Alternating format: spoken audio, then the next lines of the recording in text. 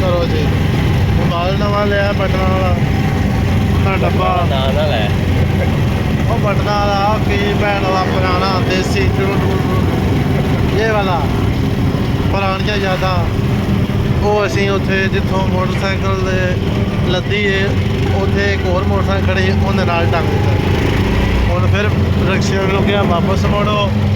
ਹਾਂਜੀ ਜਾ ਕੇ ਲੈ ਗਏ ਯਾਰ ਕੀ ਟੈਨਸ਼ਨ ਹੀ ਇੰਨੀ ਸੀ ਤੈਨੂੰ ਮੈਂ ਕੀ ਦੱਸ ਦੂੰ। ਟਾਈਮ ਕੀ ਹੋਇਆ 1:15 ਹੋ ਗਿਆ ਫਿਰ ਜਾ ਕੇ ਸੋਣਾ ਵੀ ਹੈ। ਸਵੇਰੇ ਉੱਠ ਕੇ ਕਿਹੜਾ ਤੂੰ ਅਜੇ ਫਾਈਨਲੀ ਭਰਾ ਨੇ ਇੱਕ ਛੋਟਾ ਜਿਹਾ ਟਾਈਮ ਦਿੱਤਾ ਸੀ ਕਿਸੇ ਨੂੰ ਕਿਸੇ ਨੂੰ ਨਹੀਂ ਦਿੱਤਾ। डब्ल्यू से शुरू होता है आगे वो समझने वाला समझदार है और वो नेक लोग हैं।